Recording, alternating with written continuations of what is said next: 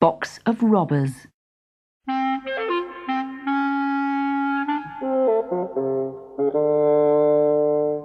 Martha was all alone in the house and feeling very bored.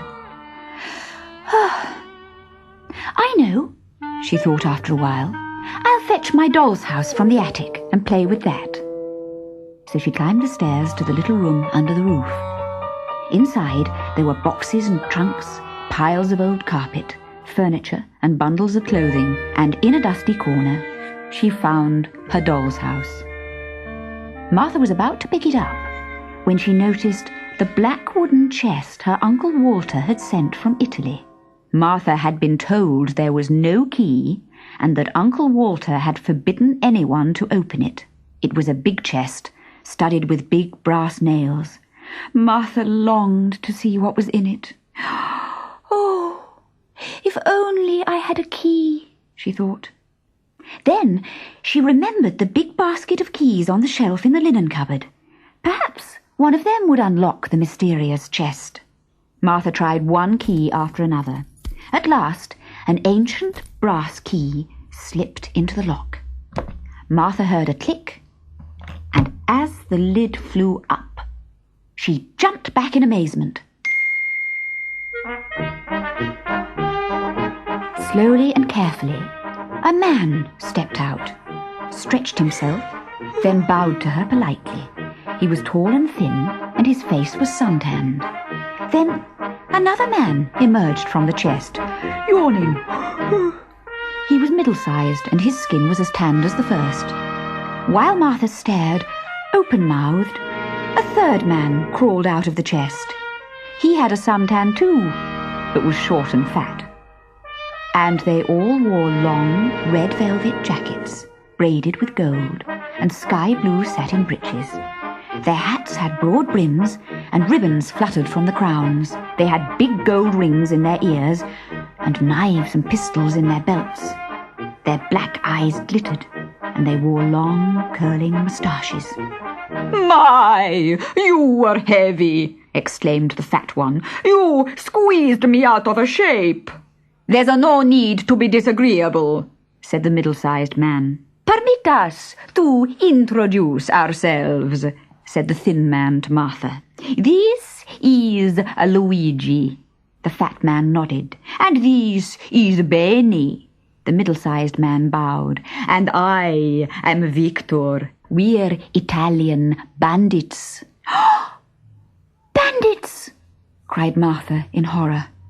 "Perhaps in all the world there are not 3 bandits more terrible and fierce," boasted Benny. "That's true," said Luigi, nodding. "But it's wicked," cried Martha. "You're right," said Victor. "We're extremely wicked."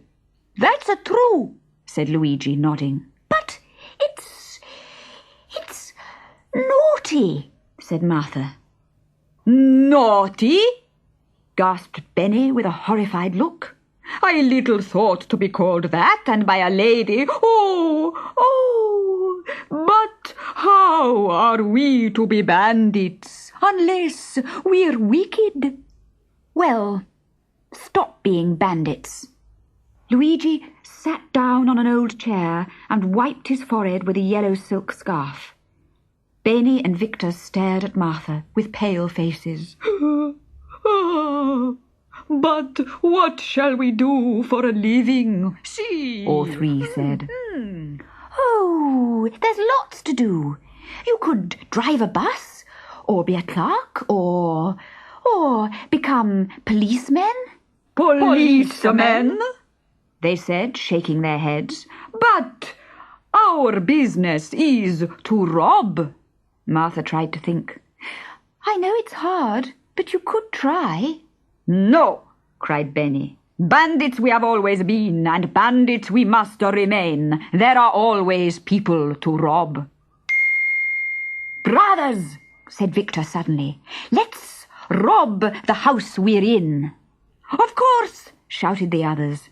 Benny turned to Martha. "Stay here. If you stir one step, your blood will flow. But don't worry. I don't really mean it. That's just the way bandits talk. Of course, we would never, ever hurt such a nice young lady as you. Then the three crept quietly down the stairs with cocked pistols and knives between their teeth.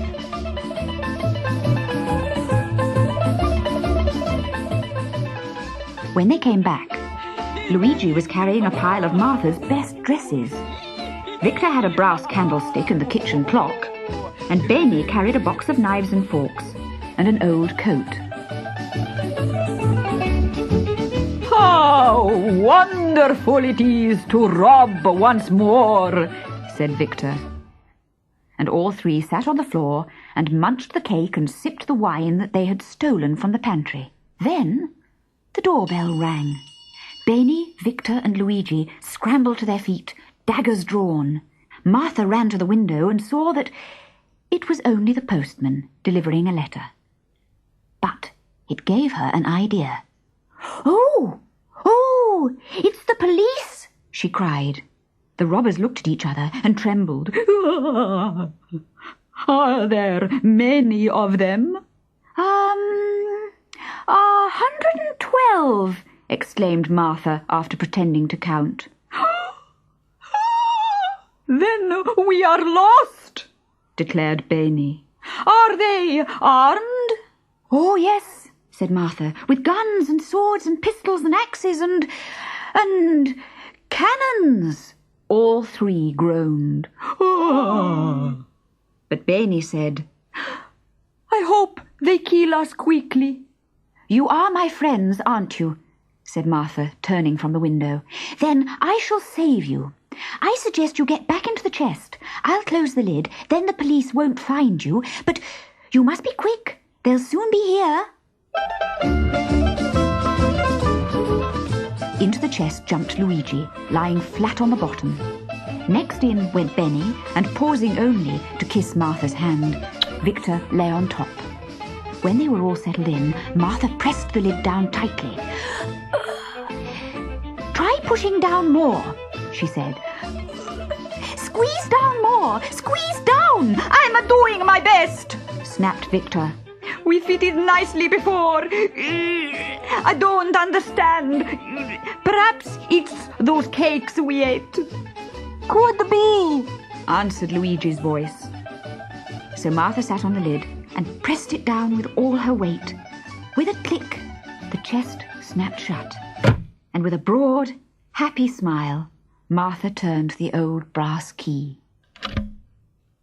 Now this story should teach us not to interfere with things that do not concern us, because if Martha had not opened Uncle Walter's chest, she would not have had to carry all the robbers' plunder downstairs.